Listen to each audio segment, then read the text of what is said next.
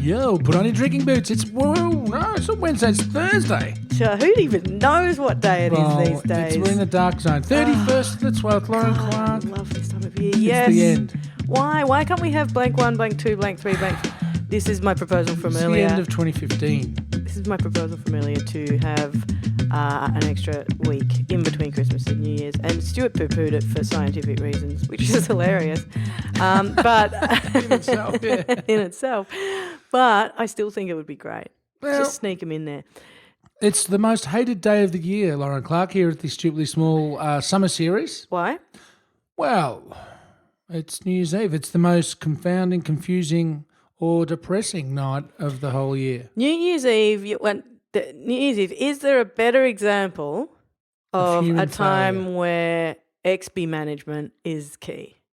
You've got to get your XPs down. You've got to Keep them not low. think that this is going to be a good night. You've got to not think that you're going to pash the person you've got a crush on or at the party that you're going to. You've got to not think that it's going to – you got to think it's probably going to be boiling hot. I'm going to get very sunburned, and then it's going to rain on me when there are no cabs.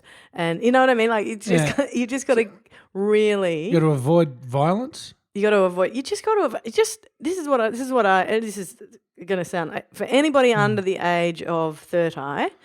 This comment is going to elicit a very well-deserved eye roll.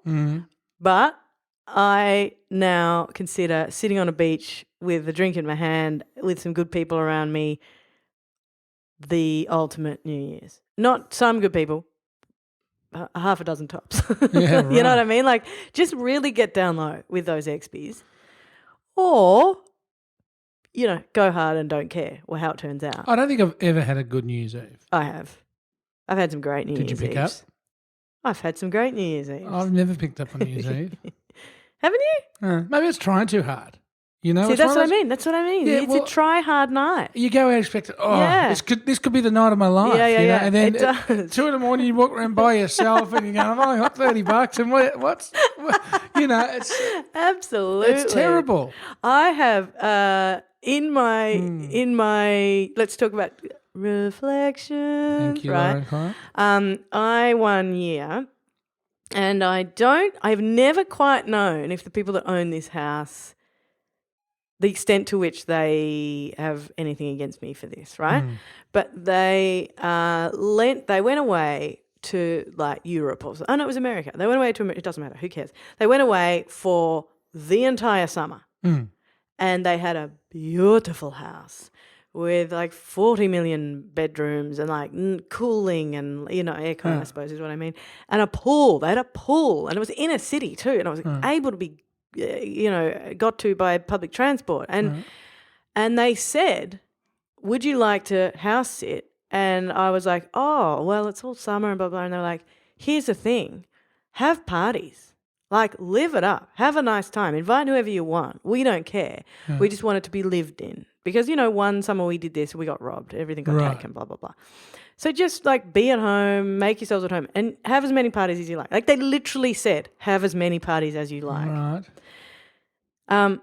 There were people staying in that house from, start of December till start of Feb. They're in Europe or the US for that long? Oh, for ages. I think they used to live there from memory. And so they sort of were staying with them. Those that have money.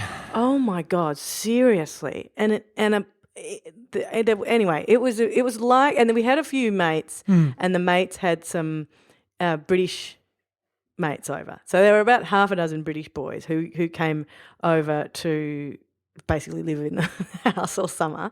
And they thought that they had come to Ramsay Street because we were constantly in the pool. We had one of those big blow-up, kid balls that we were hurling around, and we didn't get out of our bathers. It was the greatest New Year's. It was the greatest summer of all time. Right. It was just, it did make you go, my God, I need to, what have I been doing my whole life? Why aren't I in merchant banking so that I can Do this in summer. Because this is completely, and there were two things that happened.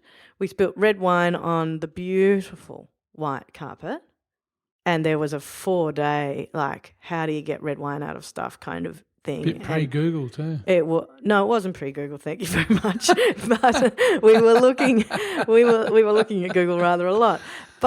And the other thing that happened was, there was a so beautiful house overlooking, like this one room overlooked the little garden with the pool in it, and it was this huge, big, long window, and above the window was a basketball ring, so that from the pool you could go into the basketball ring. What do you think happened? Threw the ball through the window? Straight through the biggest window in the world.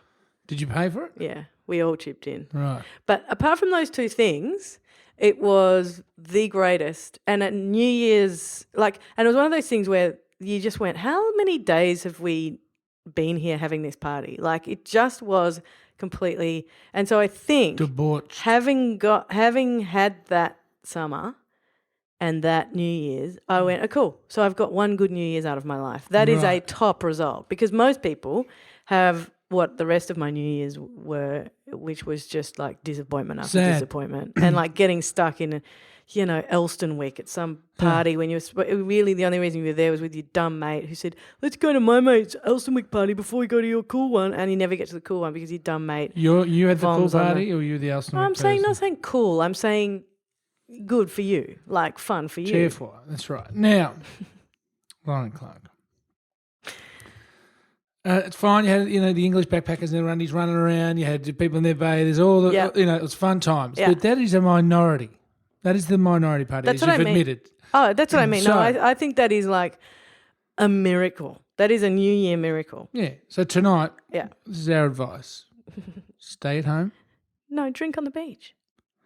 Not all of us can afford beachside mansions, Lauren Clark. You can go to St Kilda and sit in the sand. Doesn't matter. I thought you wanted to sit around with 6 people. There'd be maniacs everywhere. There'd be half of Ireland on the beach. Yeah, I suppose you're right. Now. You're a Stay sourpuss, you are. Yeah. Get some meat if you haven't already, or some vegetables. Yeah, okay, good. A couple of bottles of nice champagne. Or soft drink. You don't have to booze on. That's the other fallacy. Because one of the greatest things is waking up with a clear head on New Year's Day. Oh, so you do sound old. And going out for a lovely brunch or lunch. You do sound after a nice brisk walk with the hounds. Do I really? Yeah. I mean, look, I completely agree. And as you know, have probably agreed with that the majority of my life. Like, I'm not one for completely writing yourself off. Writing yourself off. But, look, there might be ways of here's the thing. If you have had a 2015 that is bad, and I know a lot of people have, like seriously bad, like for you and me, 2014 bad, right?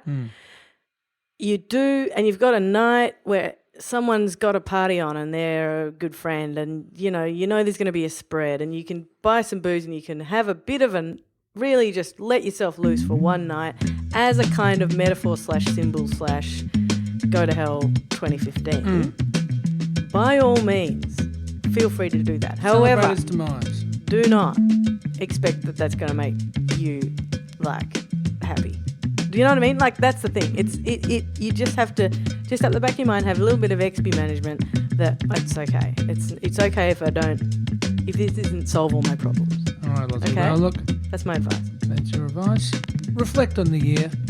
Lozzie, thank you for a great year. Thank you, Farrell. Hey, that's true. We didn't reflect on our year. It's been freaking fantastic. We've got all of next year to reflect on last year. Okay. I thought we were doing projections. We are tomorrow, doing projections. or from whenever. It'll be tomorrow. That's the first. And whatever you do. Yeah. Whatever you do. Do not at any barbecue party, beachside setting. Yes. Someone says goodbye or whatever. Do not, when you part ways tonight with people, say, see you next year. Why not? That's the lamest joke in the history of humour. See you next year, Stu. Bye, Lozzie. I love